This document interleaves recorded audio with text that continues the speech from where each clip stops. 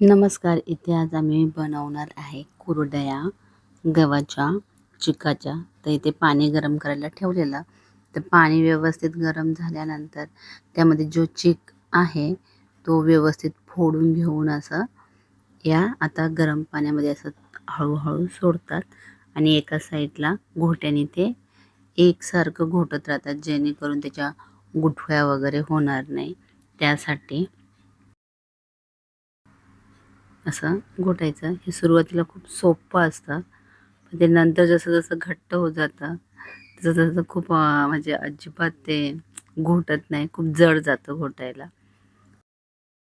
सुरुवातीला मी खूप शायनिंगमध्ये हे असं घोटून घेतलंय. खूप सोपं आहे करून.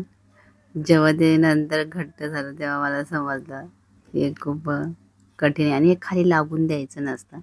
एकसारखं घोटायचं असतं. ते हे मेजरमेंट वगैरे सगळं आईला व्यवस्थित प्रकारे जमतं.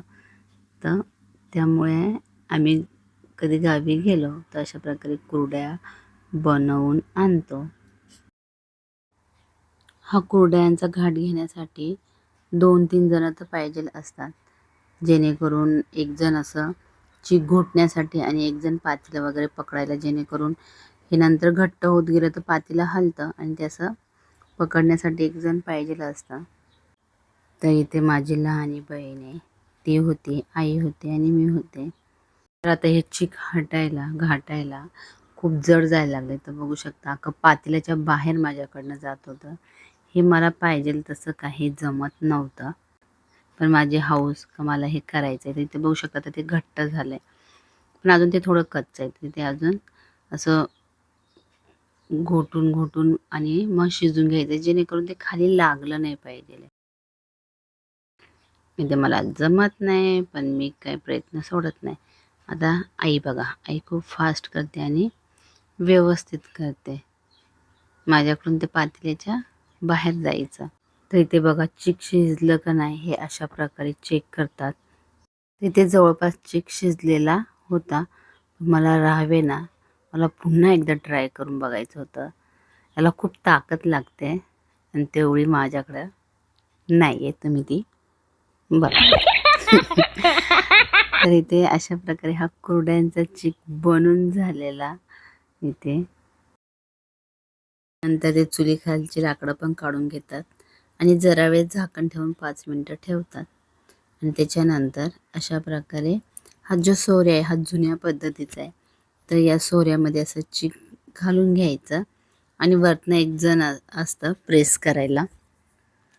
तर अशा प्रकारे आणि ह्या प्लेटींवर ह्या कुरडया अशा बनवल्या जातात. ॲटलीस्ट चला कुरडया तरी मला बनवायला जमलंय. तुम्हाला एक क्लोजअप असं घेऊन दाखवते. ते छान बनतात त्याच्यावरती कुरडया मस्त. आणि त्यानंतर ती प्लेट बाज किंवा कॉटवरती आपण जिथे कुरडया सुकायला टाकणार आहे तिथे अशी उलटी करून टाकायची. ती आल्हादपणे निघते. फक्त तिला अगोदर पाणी लावून घेतात. पाण्यामध्ये त्या प्लेटी अशा ठेवायच्या ताटं आणि त्या पाण्यामध्ये थोडंसं हे टाकायचं, तेल टाकायचं. त्याच्यामुळे ते चिटकत नाही ताटाला आणि छान अशा पटकन निघतात.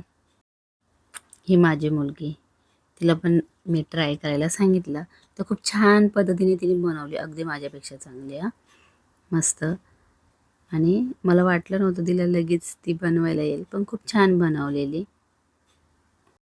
हे बघा त्या प्लेटी अशा इथे आपण जिथे कुरडया वाळत घालणार आहे तिथे अशी उलटी करायची आणि आल्हादपणे त्याच्यावरती त्या निघतात. हा एक कुरडयांचा सोऱ्या जो दिवाळीला आपण चकली वगैरे काढतो, तर त्याच्यात पण ती प्लेट असते कुरडया बनवायची. तर अशा प्रकारे याने पण 1-2 मी बनवून बघितले, पण चिक थंड झालेलं तर ते होत नव्हतं लवकर याने.